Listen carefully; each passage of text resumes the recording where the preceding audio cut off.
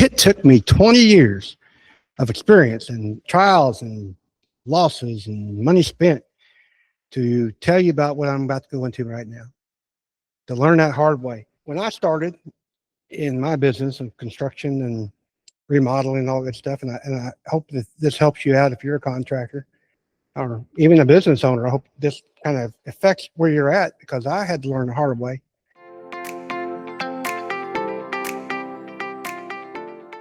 And mainly because I guess the internet wasn't around back then. We didn't have podcasts and stuff like that, and read a book, and read books when you had time.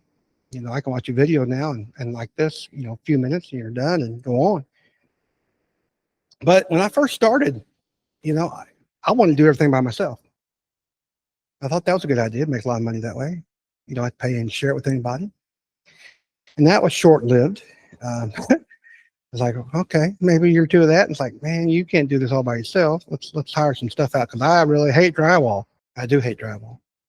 Matter of fact, well, hell, I was smart enough to know I hate painting. I got my wife involved with that, let her paint, but don't like drywall, don't like paint. Sure the hell don't want to lay carpet for a living. But anyway, I found what I liked, and moved on. But the point was, stay busy. Use every hour you had. I've talked about my grandpa before, and everything. I've talked about my dad and being a workaholic, and that's all I knew.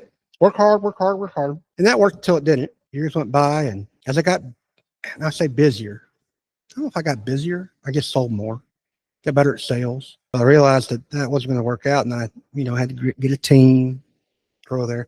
Matter of fact, I thought that I needed partners. I didn't need partners. I needed a team. I needed somebody. I was afraid to move forward by myself. I was afraid to make mistakes. Read all kinds of books. Books talk about, get a mentor. Well, hell, I'm in a little town of 800 people. I don't know what the mentor was. I didn't know who I was going to get. Didn't know who to talk to. And shit, I didn't know what to talk about. So I got the books. I thought, all right, those are going to be my mentors. And the books are great, and they're designed to give you information.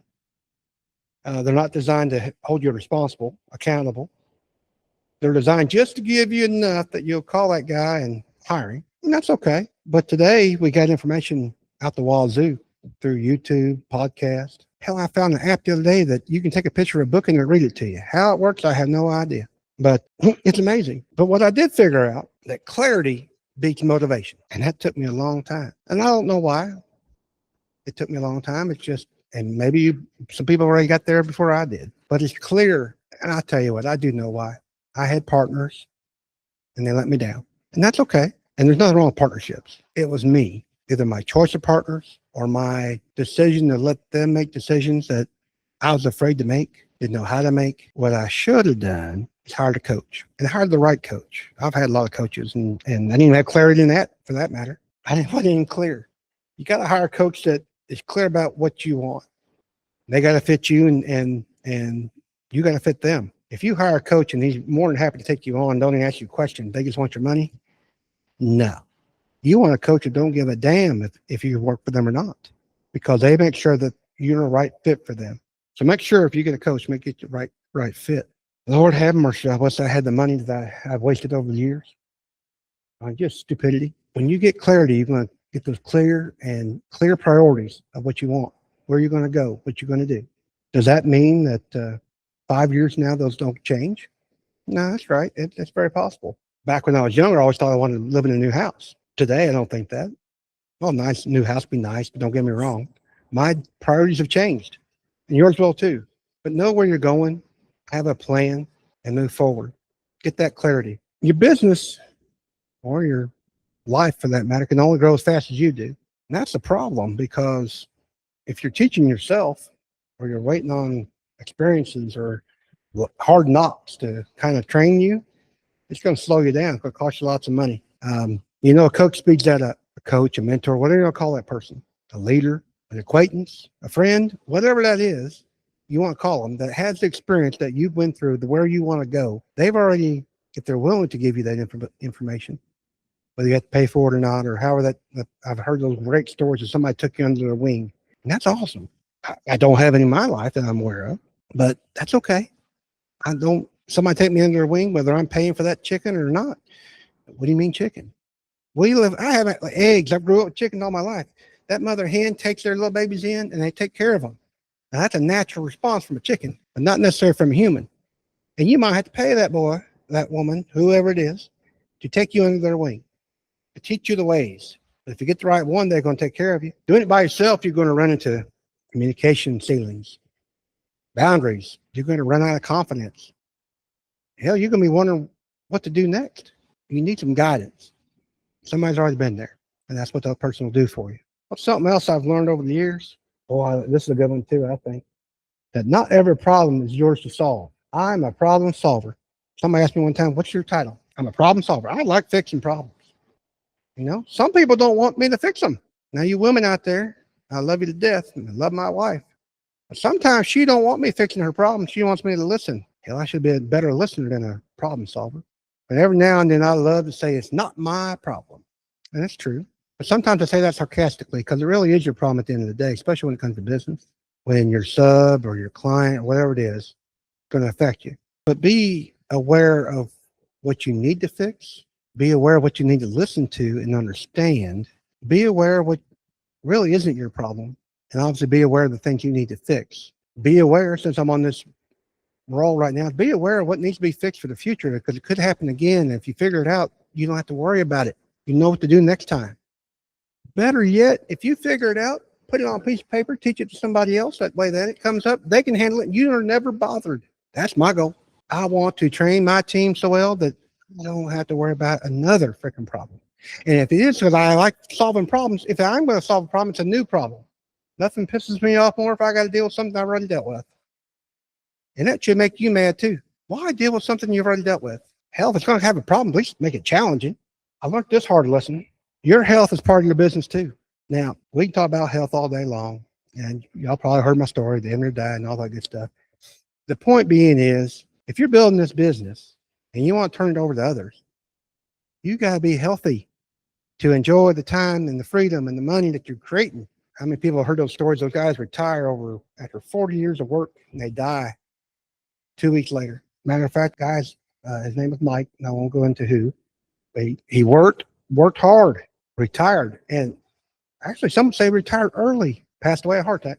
No, he didn't even get to enjoy his retirement. His family's missing him, obviously, but the point being is your health is very important. It's not only important to you, it's important to your family, it's important to your team. So take care of yourself. That team is supposed to alleviate some of that stress. Hell, if you go to the doctor, hell, I could be a doctor sometimes, I think, because the first thing they're going to say is, how's your stress? What's your stress like? Are you sleeping at night?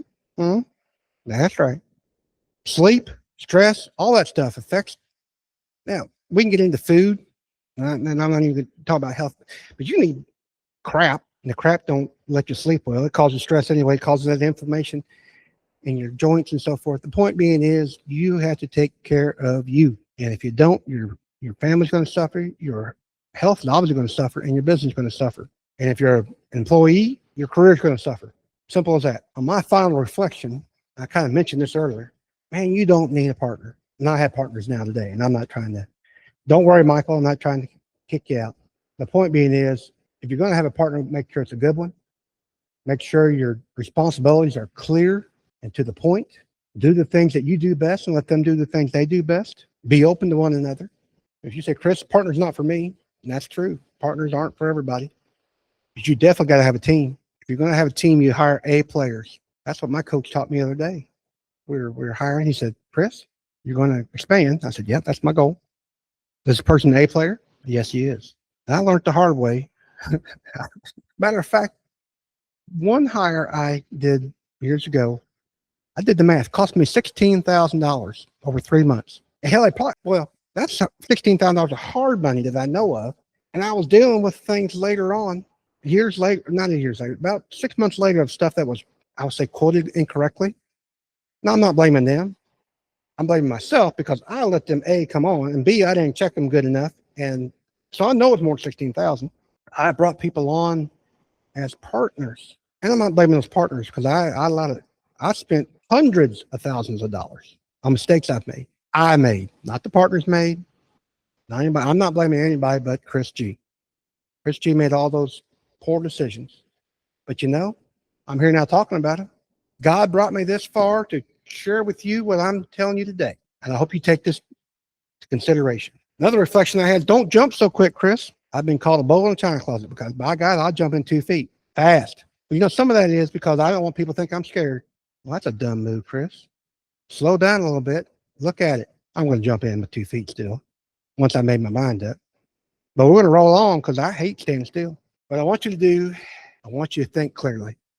After all this, get that clarity in mind, where you want to be, what you want to do, who you want to talk to, who you want to lead, and who you want to be led by. If you enjoyed this episode, please like and subscribe, because that helps me out. Pretty simple to do. Hit that notification button. That's what everybody says. Tells me when I'm live and when I'm not, all that good stuff. This is Chris G, Hard Hat CEO. God be with you till we meet again. Bye-bye.